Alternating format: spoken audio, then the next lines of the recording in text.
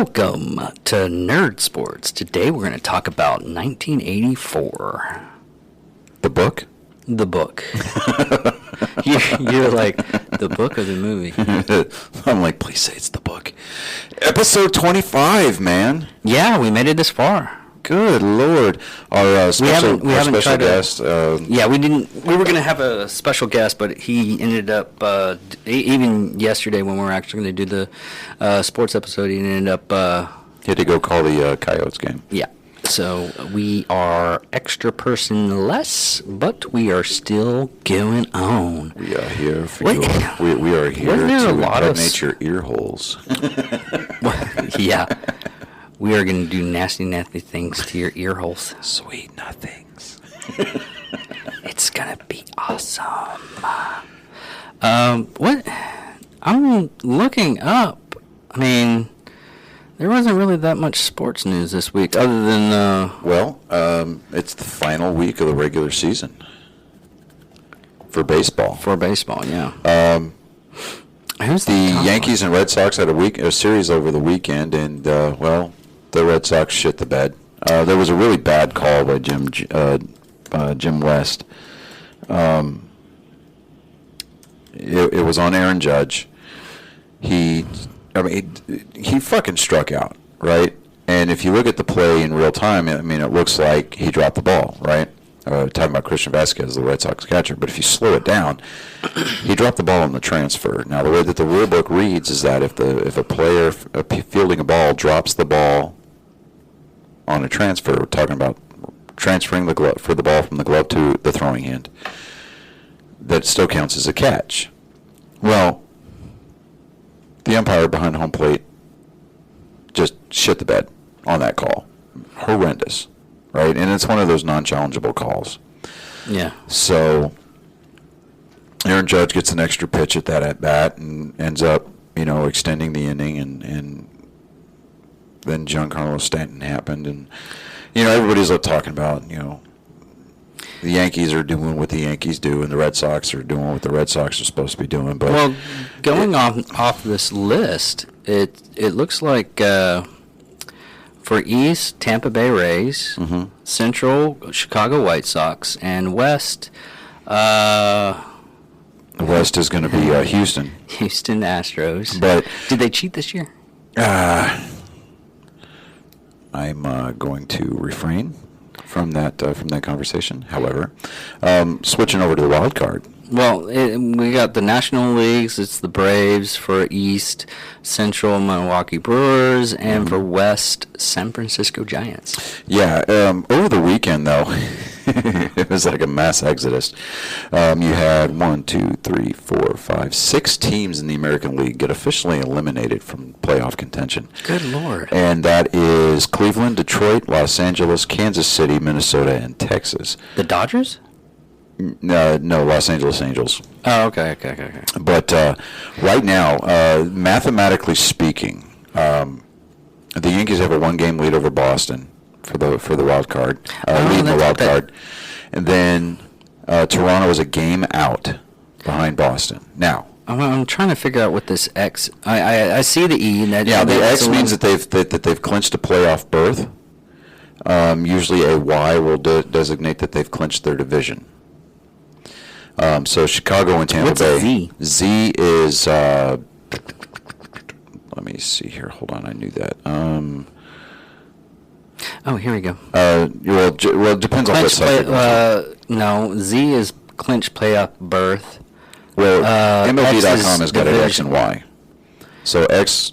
Yeah, I'm looking at ESPN. Yeah, no, well, but on MLB.com, you'll either have an X or a Y. X means you've clinched a playoff berth versus the Y, which is where you've clinched your division.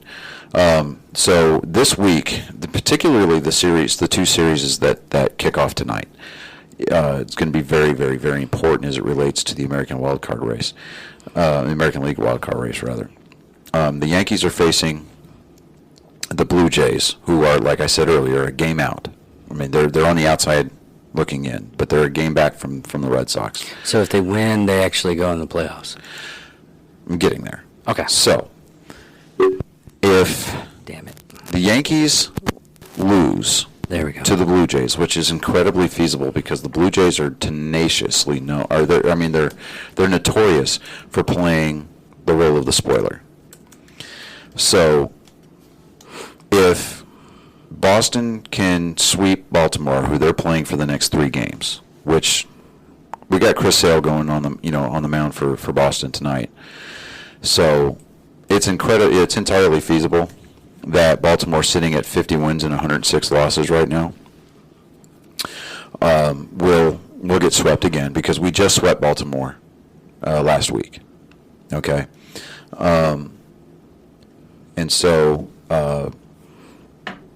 if Boston can sweep Baltimore, and even if Toronto gets swept by the Yankees, that means everybody's held serve, and that just what that would effectively do at that point, I think it would be almost all but eliminate Toronto from the playoffs.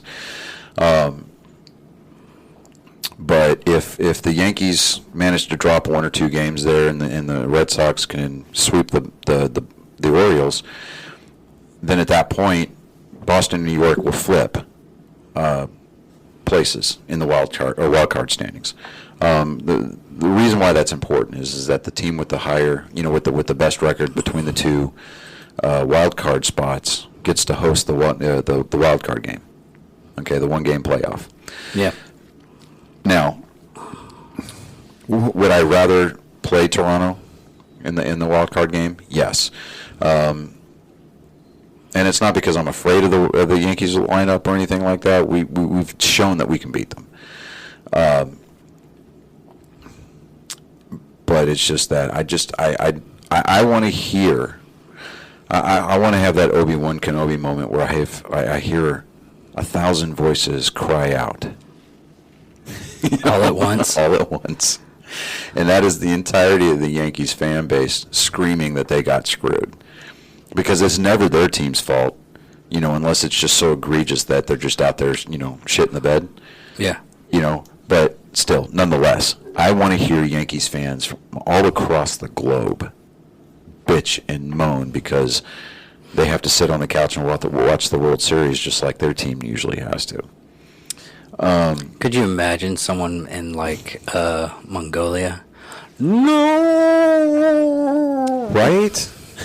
You're like, I felt that. I did. I felt that. Oh, that felt so good. Yeah, well, I was just about to say that was almost orgasmic. So good. But Toronto, St. Louis has been kind of on a tear lately. They've won 16 games in a row going into today.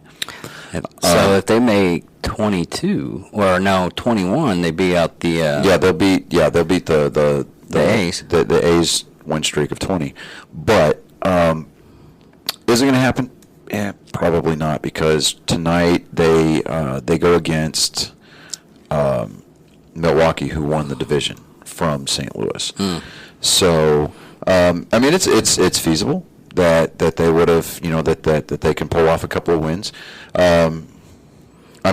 Honestly, if Cincinnati or Philadelphia each lose a game, then they're both eliminated, and St. Louis won't have to do anything.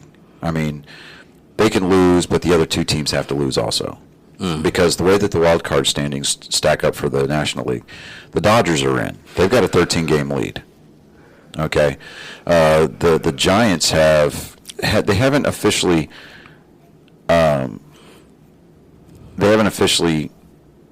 won their division yet, but because right now, regular season, let's see here, the Giants have a 2-game lead over the Dodgers.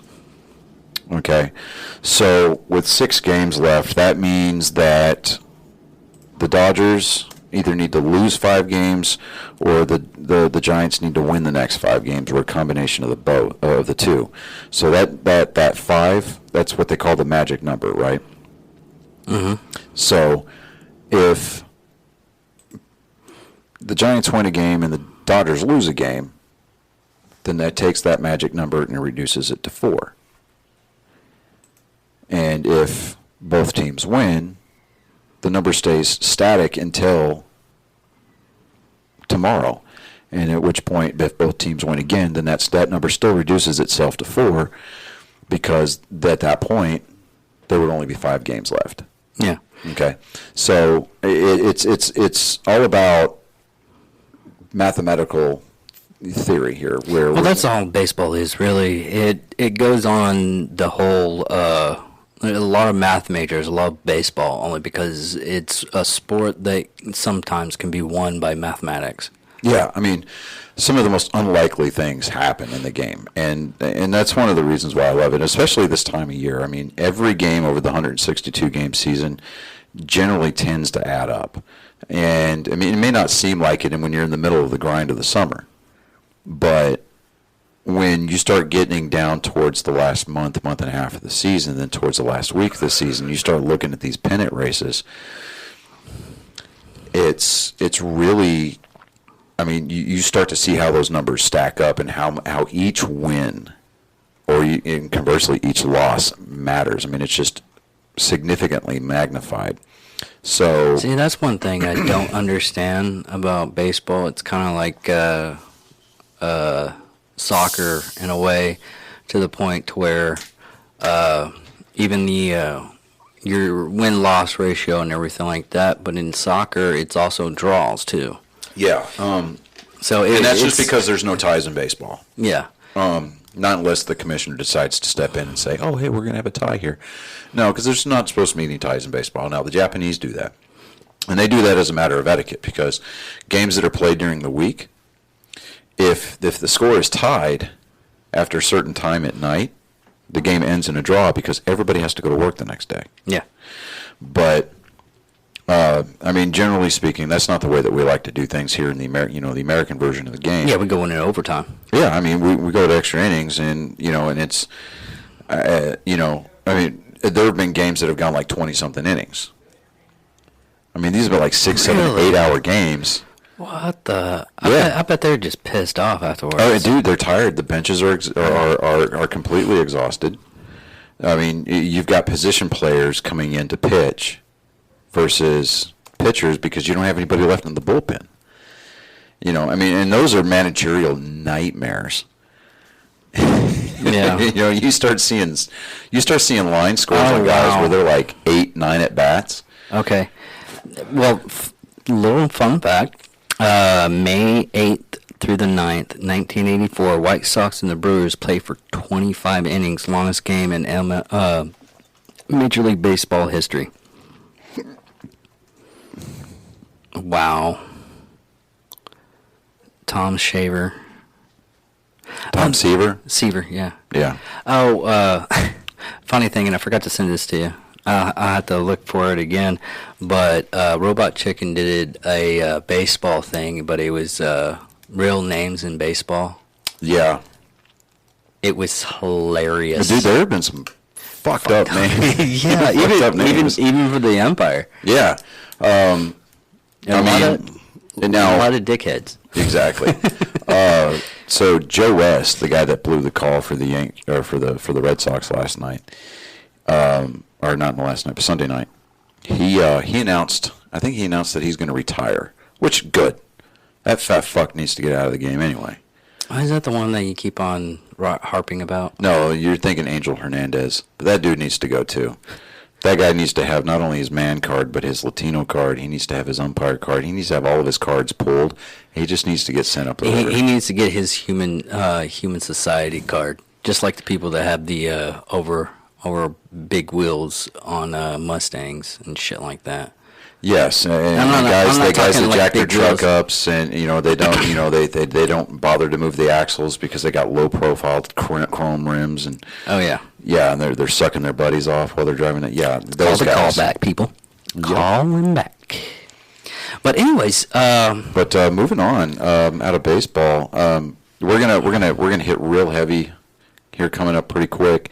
We're gonna kind of review next week. As kind of a programming note, for our sports episode next week, we're going to wrap up the regular season for baseball. We're going to kind of go over the 6 games that are going to get played this week, and we're really going to kind of focus on the uniqueness of October 3rd. As long as you're the one that has to watch that stuff. I tried to watch the football game when I was up at Bricktown. Yeah. And I was like gauging and everything. I was like, God, I'm not into sports. Yeah, no, I mean, I'm going to keep up with it. I'm making a trip down to Houston this weekend, but I'm definitely going to keep the ball games in my ear. I'm going to surprise the boys, my boys and her boys, by taking everybody to go see Venom on I'm going to take them on Saturday. Yeah, it opens up on Thursday, so. Yeah. Actually, Hal, a couple of people have already watched it. Yeah, I'm sure they have. But, well, red carpet. So yeah. But apparently they're still doing that since the higher-ups can go maskless, but the peons like us can't. Yes. The but peons, we're above everybody else because we can go maskless and no mandates or anything like that because we're in the great nation of Texas. I mean, state. I Right. keep on getting that mixed up sometimes. But so moving over to football, it was a pretty interesting weekend, both college and pro. Well, the Number 6 Texas A&M lost to number 16 Arkansas. Arkansas has been playing with a chip on their shoulder this year, so they're 4-0 for the first time. There's a. We'll get this real quick. This is a sad note. Is Buccaneers linebacker Devon White had a powerful relationship with his older brother, which he tragically passed away recently, and he put up a story of how wild horses helped Devon after losing his brother, which is that's a powerful story. A lot of people. Oh yeah. There's certain things, and I don't dog it at all. If wild horses helped him out, wild horses helped him out, and I want it. Yeah, and horseback riding, they've got a lot of that stuff for like PTSD therapy too. Yeah. So and autism therapy, and even some Down syndrome kids. Yeah. Get to take and participate in that too. But yeah, that is sad. But it just goes to show how certain things can help you out. Like me, it was just I started out running. I don't do that anymore, but I started out running. It helped get the edge off, or just walking around and everything like that. If something horrible's happening to me and you hear me going out, I'm gonna have to go exercise real quick. I don't know why, but that's the only time for I actually exercise like really hardcore. And there's nothing wrong with that. Yeah. I mean, not everybody's going to be a gym rat, but there was some. I didn't really watch a whole lot of college ball this weekend, but I mean, I watched the A&M game, and A&M just they outplayed themselves. I mean, they didn't show up ready to play. That's all there is to it. Saw a lot of news articles coming out of College Station talking about. Are the Aggies overrated? This, that, and the other. And, I mean, not a whole lot of positive press going on about the Aggie defense, the Aggie offense. And it really, really showed. I mean, I'm guessing that a lot of the players and the coaching staff read those articles and took it to heart. And they just really didn't play with a lot of fiery passion on Saturday. But be that as it may. Moving on to the pros, however. I'm going to address this first. The Monday night game last night, the Cowboys versus the Eagles, they were playing for first place in the NFC East. Both teams were 1-1 coming into the matchup last night. The game was the home opener for the Cowboys, for the season. And it was actually the return, the 1-year anniversary from Dak Prescott breaking his ankle like the way he did last year. So it was exactly a year ago this week. So I'm going to go out and say it. Jalen Hurt, who is the quarterback for the Philadelphia Eagles, he was a first-round pick, I believe, for the Eagles coming out of Alabama. The guy is trash, man. Just absolute trash. The speed of the game, I mean, at times he seemed like he could keep up with it, but after that, I mean, the Eagles never led in that game last night, not once. Really? And these are supposed to be one. I mean, out of the division, these are supposed to be the most heated rivals. Philadelphia hates Dallas. Dallas hates Philadelphia. Well, they hate both Philadelphia teams, the Pittsburgh Steelers and the Well, that's Eagles. Pennsylvania, yeah, but specifically the Eagles because they're in the same division. Now, the Cowboys are now 2-1, and the Eagles are now 1-2. But I mean, the only like real bright spot. I mean, yeah, it was 41-21 was the final score last night. So the Cowboys won by 20. But I need to put. I think I put it up. I think I did put it up. But I also put up a meme today. If any of our listeners look out up our memes and everything, I put up that. How do you spell Eagles? I can't spell garbage, but it spells garbage. Yeah. So, you know, what we're talking about here, let me see here. I just need box scores, people. Good God. Just put on scores. Yeah, I did. They're all stats. Here we go. All right, cool. All right, so for the Eagles, all right, in the first half, or the first quarter, the Cowboys had 18 first down plays. That was more plays that earned them a first down than the Eagles had on offense for the whole first quarter. Yeah. Jalen Hurts, he went 25 for 39. He threw for 326 yards, 2 touchdowns, 2 interceptions. And the 2 touchdowns that he threw, I mean, it was just like, I'm going to chalk it up as being a fluke. Because, like I said, the guy... I got a big question. Yeah, what's up? I'm looking at some of these scores, and some of them are negatives. Oh, no, okay, so you can have negative passing yards, you can have negative rushing yards. Just like, okay, so if a rusher, like a halfback or a fullback is rushing the ball, and they get tackled behind the line of scrimmage, that's considered, that play is considered a loss, right? So you take that number of yards that running back lost when he was tackled, and you take that off of his cumulative total for the night. Just like on Sunday, when Tampa Bay went into Los Angeles to play the Rams, Tom Brady, he scored a rushing touchdown, but he had negative 3 rushing yards because he got sacked a couple of times. And it's just their overall score for fantasy football and stuff like that. Yeah, something like that. Yeah. I mean, Jalen Hurts, he was actually the leading rusher for the team for Philadelphia last night. Mm-hmm. 9 carries for 35 yards. Miles Sanders had 2 carries for 27 yards, and Kenneth Gainwell had 1 carry for 2 yards. But I mean, it was horrible. Let me see here. Their place kicker did not try to kick a field goal. There was no opportunity for him to get out there. And another thing this week is I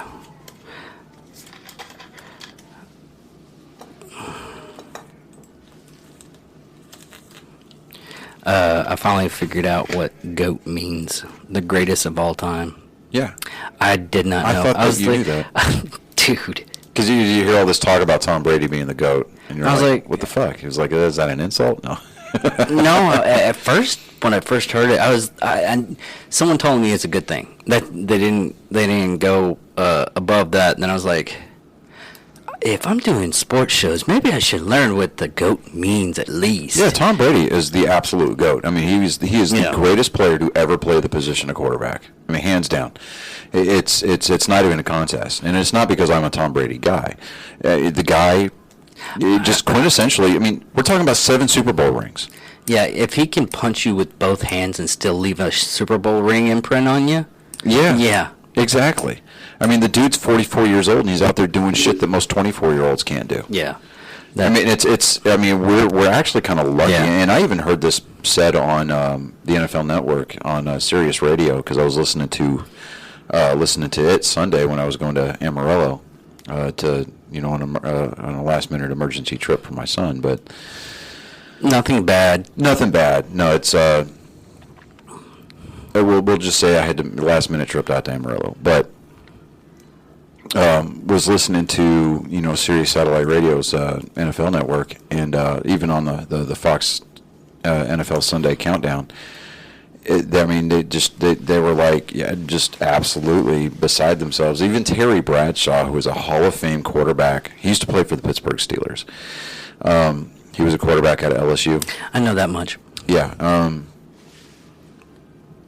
I mean, he had nothing but great things to say about Tom Brady. He's like, we should consider ourselves lucky that we get to see somebody like this doing the things that he's doing in the NFL at his age.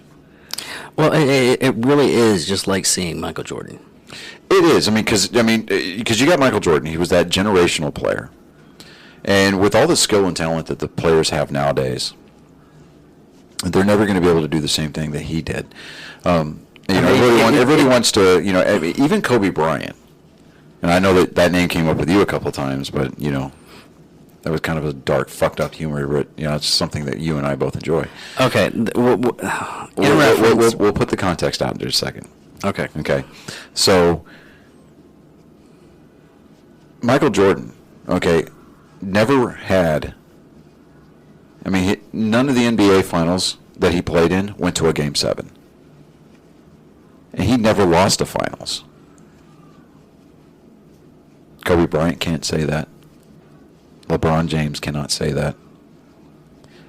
We're never, I won't say that. We would be hard pressed to see another player like Michael Jordan come in and do the things that he did on a basketball court.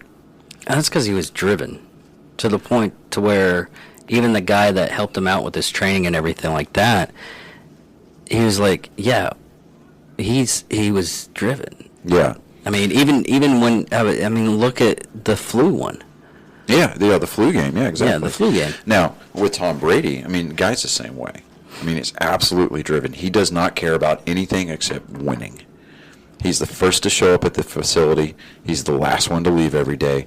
The dude does not eat bread. He is incredibly disciplined for his workout and his diet regimens. The guy is an absolute specimen. And he walks around. He's had a chip on his shoulder since he got drafted. He was a 6th round pick. Nobody wanted to give this guy a shot. And then when Drew Bledsoe got hurt in 2000 or 2001, yeah, it was the 2000 season. Yeah, so when Drew Bledsoe got hurt, everybody's like, oh, great, here comes this Brady kid. And then he comes out and starts winning. And he takes the Patriots to their first Super Bowl win. Which was 2001. Yeah, it was 2001. Yeah, because they played the Rams because it was the 9/11 Super Bowl. Yeah, for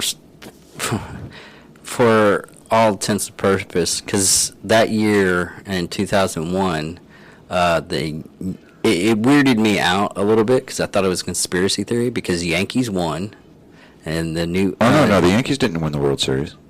Yeah, they did. No, they didn't. I think it was in 2001 or 2002. No, sir. Negative, Ghost Rider. They won the World Series in 2000, but they didn't win the World Series in 2001. It was probably 2000. They won the World. They lost the World Series in Game 7 to the Arizona Diamondbacks in 2001.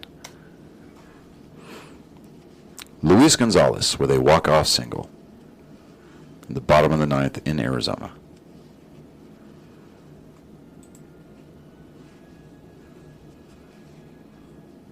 Yeah. Okay. I'm sorry. No, you're good. And there's a lot of people that do say that, like 2004, or not 2004, but 2013, when we had the Boston City Marathon, or Boston Marathon, right? Everybody's like, oh, well, they rigged it so that the Red Sox could win, blah, blah, blah. And then after Hurricane Harvey hit and flooded out Houston in 2017, the Astros went and won it all. Everybody's like, oh, they rigged it. Well, technically they did. Technically, the Astros did, but It's one of those things. It's like it was rigged. but they're talking they're about not wrong. rigging it. They're talking about rigging it on a Major League Baseball head scale, office yeah. scale. But Yeah. But getting back to the Monday night game last night. I mean, the Cowboys absolutely needed to come out and stay out of their own way, and for the most part, they did. When I mean, the offense just seemed to be balanced. It seemed to be in sync. Dak Prescott took charge of that offense. And they had a couple of 3-and-out series where they had to punt the ball away. And there was one where he had a strip sack that was recovered for a touchdown by the Philadelphia defense. basically what you're saying is Jerry Jones did not. Yeah, Jerry Jones stayed in his fucking suite last night. Rightfully so. But,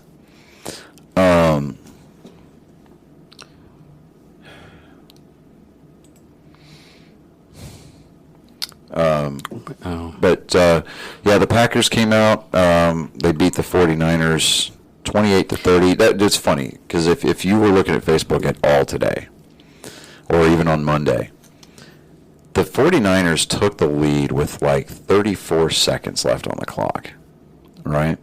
Yeah. And you got Aaron Rodgers standing over there on the sideline with his helmet on, looking like a fucking thug-ass gangster, right? He's got that hipster hair slicked back and it's coming down behind his helmet. Yeah, now they're comparing him with Eminem. Right, because he got one shot, right? Yeah.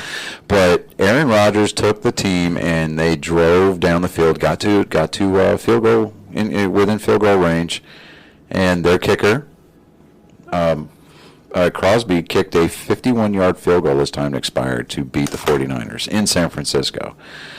And you got all these 49er fans that had their videos posted on like TikTok, YouTube, stuff like that.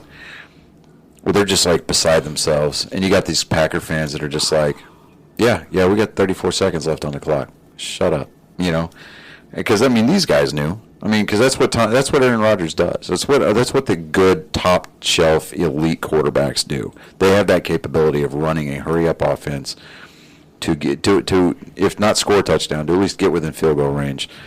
But they always give they always keep their team in the game. Yeah. I mean, as long as that person's under center, they've got a shot. The Buccaneers, they just got outplayed by the Rams on Sunday, 34-24. The Vikings. Everybody was already like tossing in the towel on the Vikings, but they went in and they beat Seattle 30-17. Now, one of the biggest surprises is that for the first time since 2002, the Las Vegas Raiders are 3-0. Wow. They beat the Dolphins 28-31. The Jets they're the Jets. They lost 26-0 to the Broncos. The Washington Jackasses, football team, lost to the Bills 43-21. The Cardinals went in and embarrassed the Jaguars at home 31-19. Last week, Jameis Winston threw 2 picks, threw 2 interceptions, and just led the Saints to a thumping last week. They got embarrassed. Man, I don't know what the hell's this guy's problem. I think he's drinking the wrong Kool-Aid. Well, this happened about 4 hours, and this is by Cody Benjamin. He's saying that NFL on CBS expert Phil Simms says Aaron Rodgers is the best quarterback in 2021. I mean, he's a good quarterback. Right now, I guess point spread. well, here's the thing. You break it down by game performance. Last week, Tom Brady threw fucking 5 touchdowns. Yeah. And Okay. We're looking at probably week 4. To me, that's a knee-jerk, emotionally charged article because here we got Aaron Rodgers, 34 seconds on the clock, and he gets his team in field goal range. Did he score the touchdown? No. Did he throw for a touchdown? No. He got the team close enough for the kicker to give it a shot. Yeah. Okay? Most quarterbacks can't do that. Aaron Rodgers went in, calm, cool, collected. I mean, cooler than the other side of the pillow, and went and got his team in range. Does that make him the greatest quarterback of 2021? Absolutely not, dude. It's fucking week 3. Give your balls a tug, tick fucker. Or it's week 4. Yeah, so it's week 4. Give your balls a tug, guy. Pump the brakes there, Fox and friends, because we're not even halfway through the season yet. Yeah, that's what I don't get. There's this thing on Ted Lasso for the new season, season 2, which great TV show. How Boaster, it's so family. It's not family friendly, but it has that family vibe to it. Other than the cursing and everything like that. Yeah. But anyways, there's a spot where the actor who plays Roy Kent on it, he's talking soccer and everything like that, like most what were they called? What's Bradshaw? Quarterbacks? No, announcer. Oh. Or announcer, or they do play-by-play. Commentary. There we go. Well, anyways, they're commentating. I like charades. It was kind of cool. I know, right? Verbal charades. You have to do that with me, and pretty soon you'll get your secret decoder ring so you can understand me a little bit faster. That's all up here. Yeah. Anyways, he literally said, we're bitch moan to complain because this is the way we think they're going to play, and then we get upset at the end because they didn't play the way that we thought they're going to play. And he walked off, and I was like, that technically is commentators. They I mean, we're doing the same thing, yes. Yeah. But, and we're looking at the same stuff, but we're not going back and going, oh, he did this and there. And that's what a lot of commentators, and that's what I want to put out. On any kind of commentation or anything like that, it's their opinion. And even something like this, like Aaron Rodgers, that's why I say he's drinking the Kool-Aid, because he's saying Aaron Rodgers is the best quarterback 2021. I was like, we just talked about who the best quarterback is. And it's... Yeah, I mean, we're talking about overall Tom Brady is the GOAT. Now, yeah. Is Aaron Rodgers a GOAT? No, because... He's only won 2 Super Bowls, and he was actually kicked out of the Giants. Yeah, so, I mean, well, he was traded. Yeah.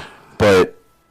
He kicked out, traded. When we're talking about cumulative career accomplishments, okay, nobody is going to ever be able to touch the number of rings that Tom Brady will eventually end up with. Well, it's not even the rings. Okay. Okay. And we're talking about number of MVP awards. Exactly. Super Bowl MVP awards, passing yards, touchdowns. And Aaron Rodgers only has like 2. Well, he's got 2 to 3 years left. Yeah, well, he's probably got like closer to 5 or 6, but we're talking about it's week 3 or 4. I mean, it's like, seriously? Yeah, now we're going into week 4, but I mean, on Sunday that was week 3. It's like, so okay. I'll put it in this kind of perspective. It's basically finding out that you're pregnant and you already know it's a boy. And when you actually you haven't even got the ultrasound yet. I'm just going to go out and say that article, way too early. It really is. Way too early. Because we're only a month into football. Yeah. And looking at the preseason and everything like that. Well, preseason doesn't count, and the reason here's why. Okay.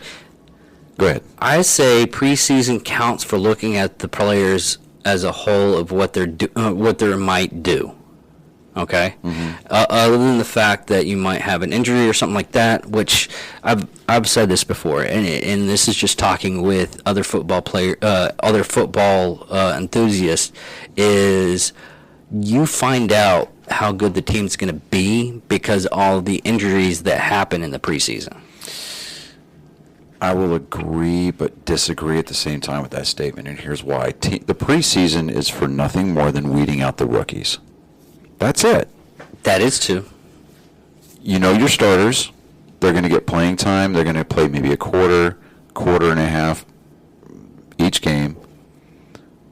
Some teams don't even start their starters for the last preseason game because they don't want to risk the injury because they've got opening week in a week and a half or 2 weeks later. I think, in all honesty, it's more or less for... It's to knock the rust off. That and It's to knock the rust off your starters and your returning vets.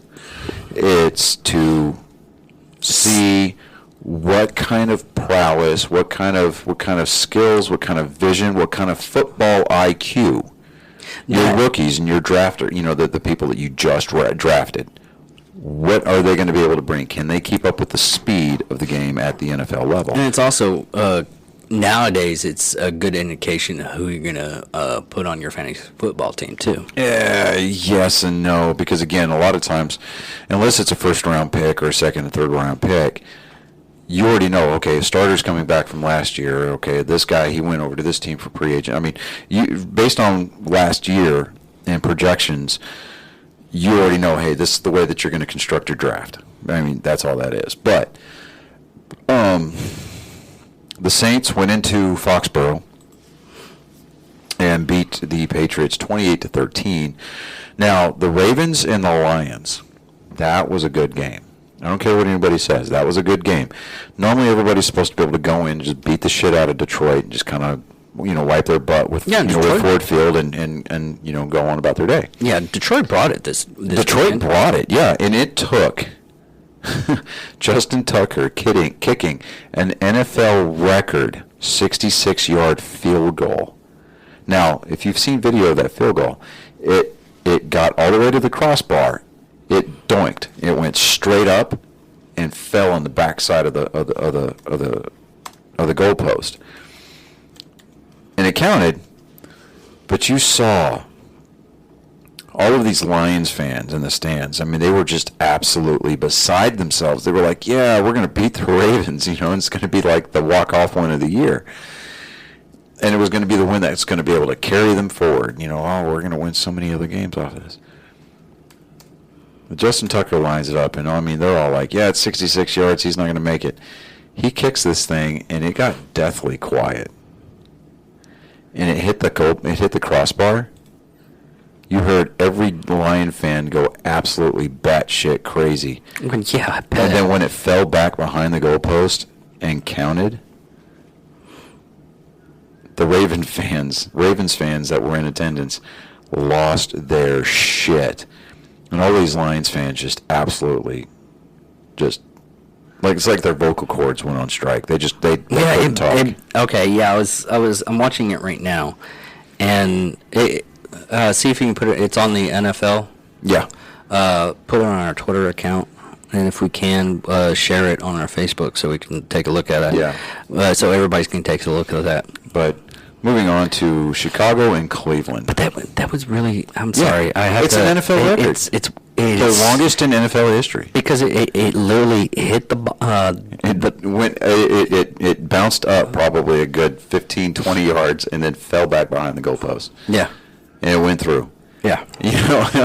Chris Berman was like, Justin Tucker absolutely doinked the Lions fans into silence. Yeah. I was like, yes. It is stuff like this that I look at and review and everything like that when I'm looking at it and it comes into my feed and everything. It's the reason why I'm sad that I don't watch that and I don't have any feelings towards it, but I still get it. I'm like, oh wow, yeah. Yes, that's an achievement. Yeah. So the Bears, man, the Bears. What can you say about the Bears? The Bears haven't really been that much of a contender. Since Lovie Smith left the team when he took them to the Super Bowl, albeit they lost, but they went to the Super Bowl. They have not been relevant. They have gone through like 4 or 5 different quarterbacks. Well, they've got Andy Dalton. Andy Dalton is a good quarterback. I don't care what anybody says. I like the guy. I mean, he's redheaded as the day is long, but he's got a lot of good football IQ.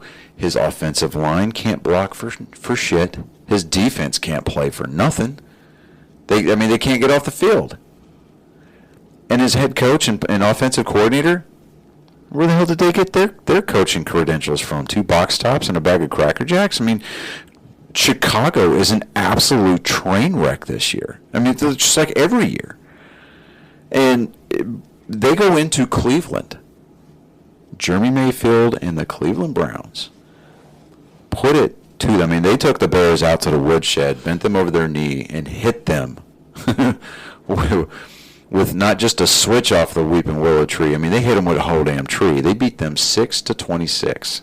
I mean, they didn't even. I mean, Chicago had 1 net yard passing offense. 1 yard passing.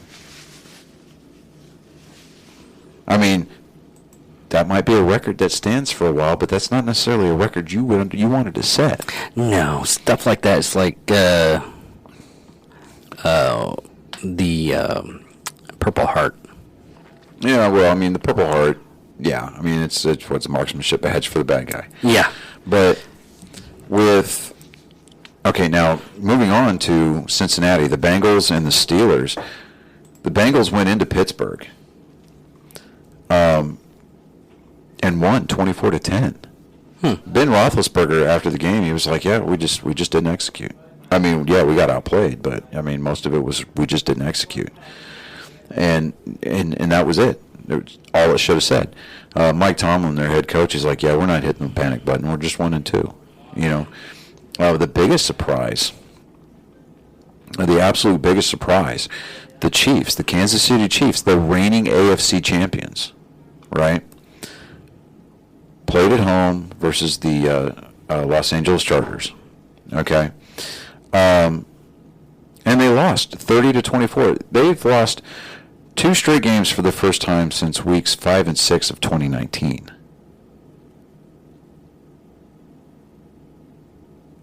And you know, I mean, they're just like, what's going on here? Everybody's talking about are the Chargers a legit team? It's like, well, yes and no. I mean, yeah, they're on a little bit of a momentum high right now, but don't expect them to keep that up all season long. You know, they're gonna screw the pooch. I mean, I bet that the Chargers will probably finish the season 9-7. You know, so I mean, they'll finish the game above 500. I'll give them that. But they're not going to sniff the playoffs. They're not even going to get close. I mean, they're going to be competitive enough just to be a pain in your ass. I mean, that's probably going to be about it. They might play spoiler the last week or 2 of the season, but past that, I don't expect a whole lot out of the Chargers. Here's another news thing is Colts looking to trade Marlon Mack,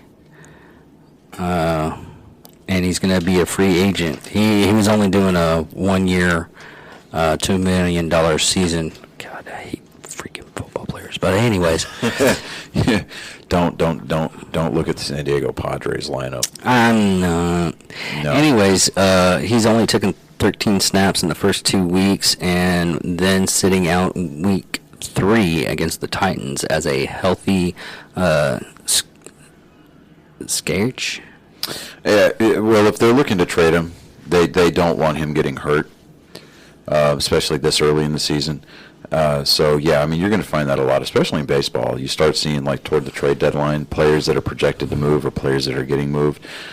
If the game has already started, they'll get pulled from the game. Do they have the same thing like baseball does, where, like, in the mid-season they have a You'll see trades going on most of the year. A lot of the stuff occurs during the off season, but you will see trades during the season. But the Falcons went into New York. Now, this Sunday in New York, the Giants were retiring Eli Manning's number 10 jersey. So it was basically Eli Manning Day, right? Mm-hmm. The Falcons have not been the Falcons. I mean, they really haven't. Matt Ryan, their quarterback, has not been able to find a tempo. Their offensive coordinator can't call plays for shit. Their defense is woeful at best. But they ended up squeaking out a win against the Giants in the Meadowlands, 17-14. Now the Giants are 0-3. They're not going to be good this year at all. Pure, plain and simple. Now, when it comes to their divisional games, they might try to bring it, but I wouldn't expect a whole lot from New York. Well, it looks you may not even expect a whole lot out of Atlanta for the rest of the year either. And I know that if Zach Medford's still listening to our show, he's going to be like, man, I'll be talking about my birds. But I mean, you have to look at the statistics on that. Zach, your Hawks, I mean, dude, they're or Falcons. They're trash, bro. I mean, that's all it is. And if you just kept up with the Hawks. Yeah, if you don't like it, if you don't like it, man, you've got my number. Call me. No, I dare you. You should have kept up with the Hawks. No, because then he would have just been totally like, you don't even know what the fuck you're talking about. But like, all right, dude, pump the brakes here, Thanos. Another thing I really like is the Bills are coming back. And the Bills Mafia, man. Jared Allen, their quarterback, is dude. I like him. I do. I really like him. Well, what's really strange is the last time we really haven't heard anything from the Bills until except for the Cowboys beating the crap out of them for so many. Well, I mean, you had you had Joe Kelly, you had Thurman Thomas. I mean, those were really great Bills teams in the '90s. They just couldn't seal the deal in the Super Bowl. Yeah. And it's unfortunate that they kind of got hung with that moniker of being the worst team in the Super Bowl, but still, they still reached the Super Bowl. Their fan base is rabid, dude. I mean, the Bills Mafia. I mean, these people, they are fervent about their team, and I mean, it's kind of like the Longhorns in Oklahoma. Oh God, yes. OU fans. That is literally. Did you see how they redesigned the stadium down in Austin? Where the players run out of the tunnel, in the section that they run out of, where it's supposed to look like a longhorn, right? But it looks like a fucking uterus. I know. I saw that and I was like, oh, that's awkward. Anybody gonna tell him? Anybody gonna tell him? I'm not gonna tell him. I'm just about it funny. But the Colts went into Nashville to play the Titans. Derrick Henry had 353 rushing yards. So far this season, he's tied for the most through the first 3 weeks in team history. I think Eddie George has got that number on him, but 16-25. So I mean, the Titans, they're going to be okay. They're going to probably finish 10-6, maybe 11-5. But the Panthers came into Houston. Carolina is 3-0 for the first time since 2015 when they went to the Super Bowl with Cam Newton and lost. Bad. Anyway, so they beat the Texans 24-9. People were up on the Texans after for week 1 when they went out and won the game that they weren't supposed to. But I think reality is starting to crash down around the team. And they know because they don't have J.J. Watt anymore because he left and he went to Arizona. Their quarterback is still dealing with all of those. I mean, he's on the sidelines, but he's not playing. He's the one dealing with all the sexual assault allegations. Yeah. Which I thought they cut him entirely from the team. Yeah. No, not yet. God, And see, here's the thing. If there's proof, if there's actual evidence that he even did one of these, then yeah, cut him. But I believe that the court of public opinion just needs to be silent here. That's what I'm getting at. The actual legal networks, I mean, the actual legal system needs to do its job. I mean, and I hate to say it, and I'm not trying to minimize the quote-unquote victims. I'm not trying to say, well, I don't believe them. Like, oh, me too. Shut the fuck up. All right? No, this is not about them, okay? It's about what because calling somebody a racist and claiming sexual assault or sexual harassment are the two easiest cards that anybody can play against another person. And it's not just male versus female. It's dudes sexually harassing other dudes, or women sexually harassing other women. Or women sexually harassing men. I mean, you can say, hey, this person is sexually harassing me. They're making me feel uncomfortable. Or this person made a racial slur and it offended me. That's the easiest thing that you can say to anybody. And it's two of the hardest things to disprove. Because, I mean, it's like, what is that saying? You can't disprove a negative? But it's like... I mean, you'd actually it's one of those things that the person has to be known for it. I mean, even then, if there's no history there, okay. But I mean, it just seemed like, okay, one woman came forward, two women came forward. Next thing you know, they got like 22 different women coming forward, and like, oh yeah, well I did this. Okay, how the hell did he have all the time to go do this? Well, it's also that judge a couple of years back that, I mean, it was in college. Yeah, okay. Here's my Hold thing. on.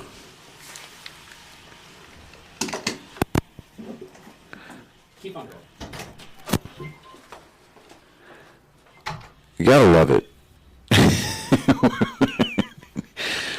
Okay, so I'm going to continue on like he's still here.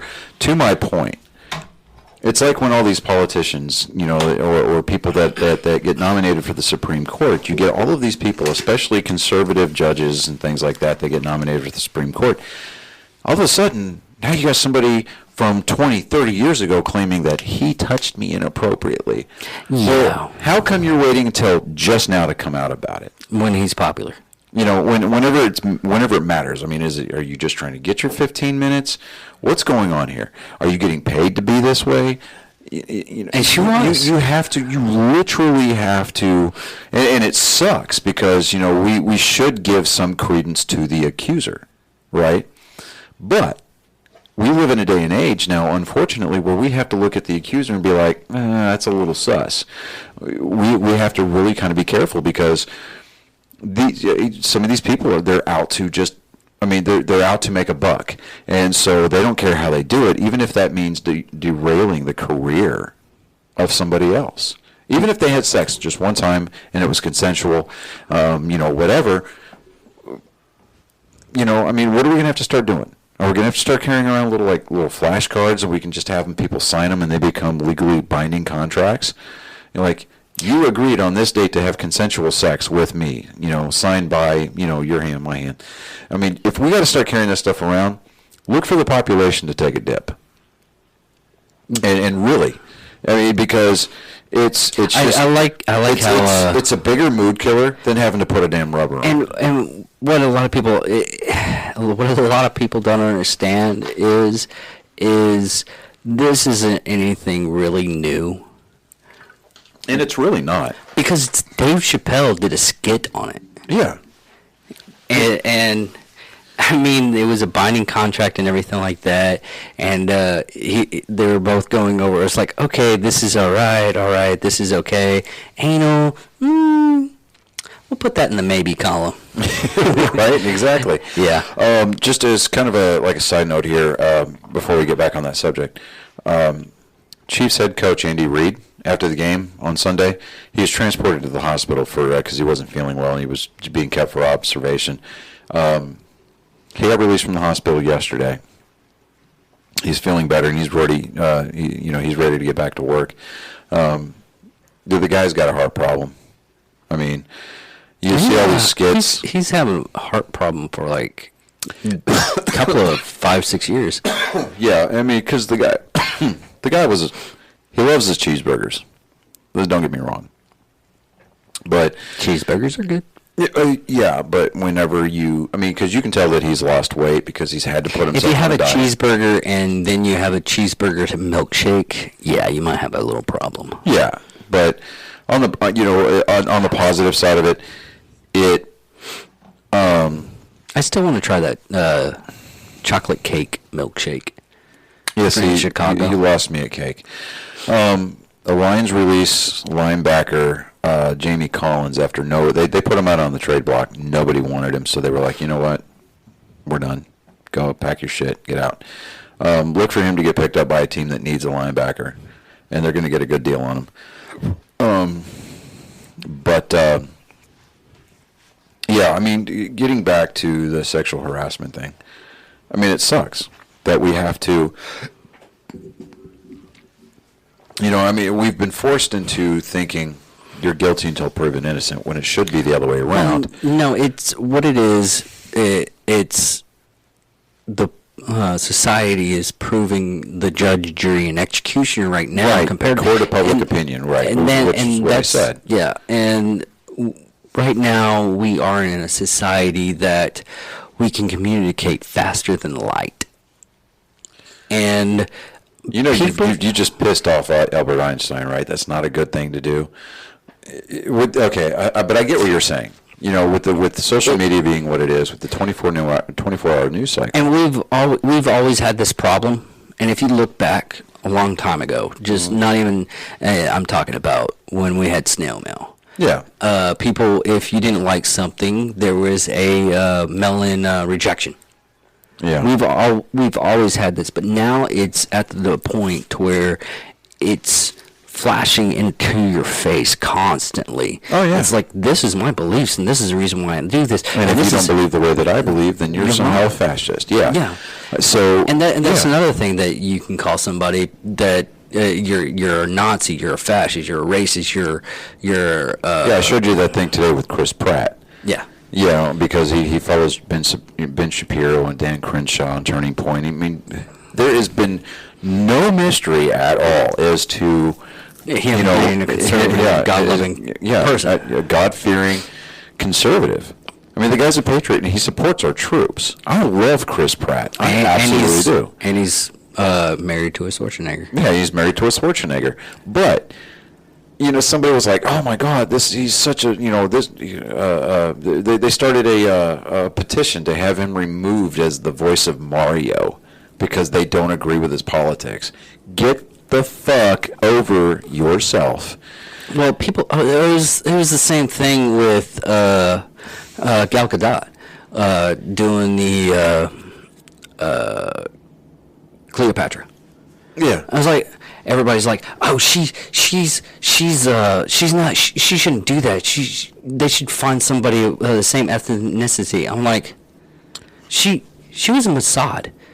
Yeah, she was a Mossad. She will fucking kill you. Yeah, one. She was an Israeli Defense Force fighter. Yeah. Like, are you kidding me? Come on. Yeah, it's I mean, one of those Wonder things- Woman actually stacked bodies, bro. I know, right? But it's the thing is, if it was like hell, even Will Smith got caught up in it not being black enough because he was playing that King something. The Serena Williams, the Williams sisters movie coming out. Yeah, and Yeah, I know what you're talking about. Yeah. and they were like, oh, he's not black enough. What? I mean, they even had.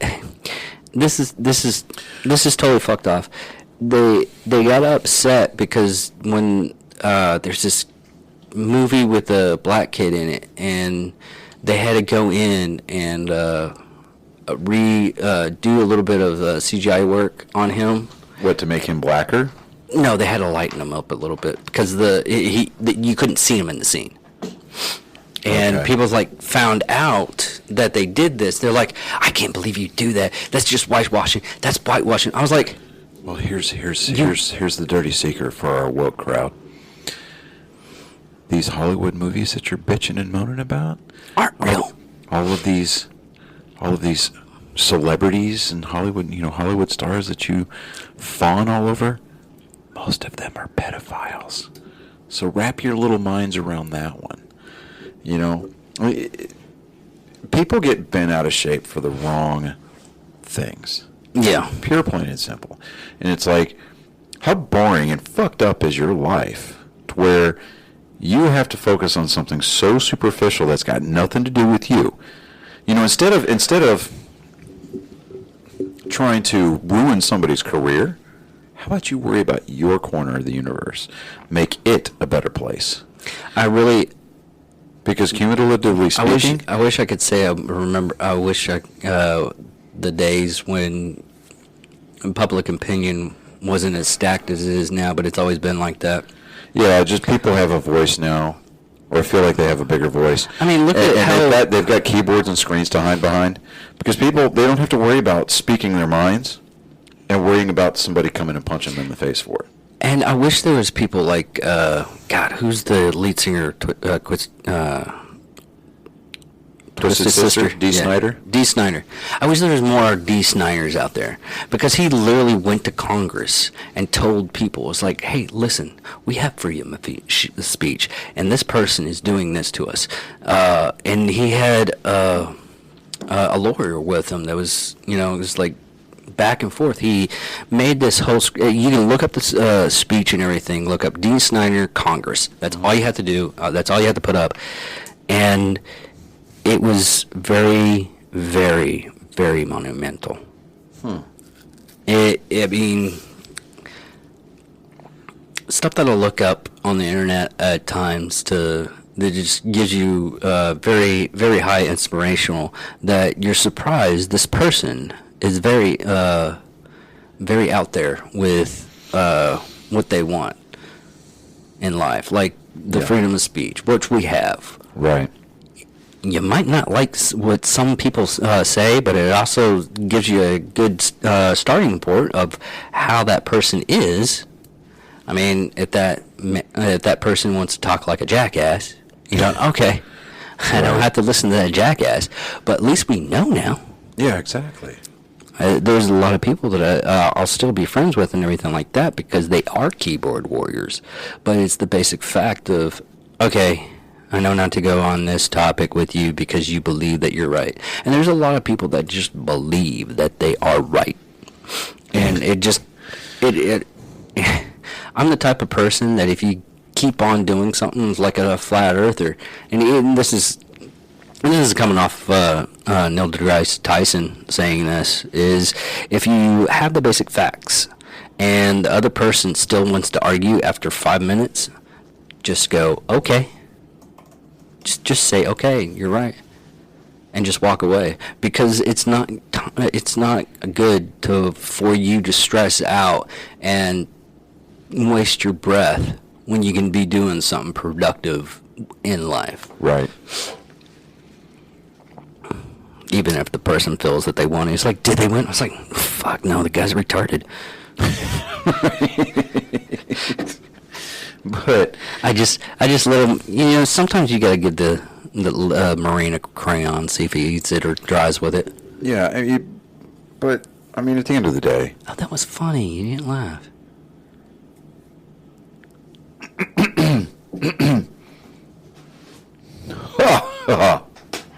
I slapped my knee. I saw that, and fuck you.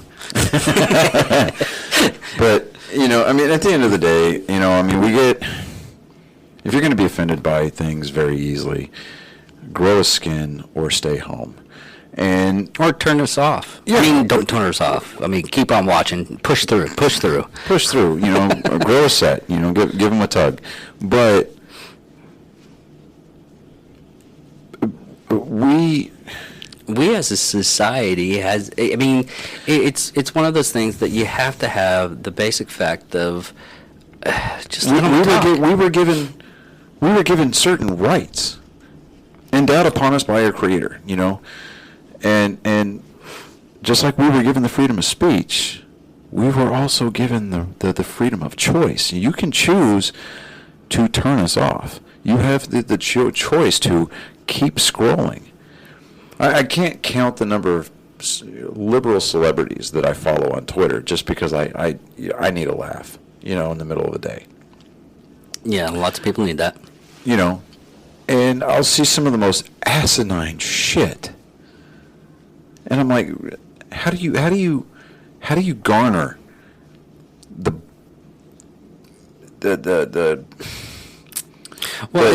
cognitive capacity to generate the muscle power to breathe with that kind of stupidity, that kind of vile garbage falling out of your mouth?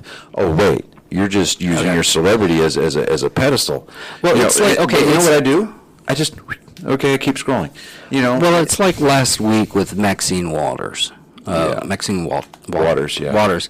I mean, she went out with the context of she just basically went on the context of, hey, we can talk about this right now. And we now don't have cowboys on Border Patrol right now, only because the basic fact is a photo was taken out of context, and two photos were actually, even CNN pushed the photo down, but they still kept the article up. Yeah. And it was, and if you're blind to news articles and everything like that, what it was is a photo of a Border Patrol agent on a horse, and it looked like he was whipping him with a whip, but it turns out it was one of the reins.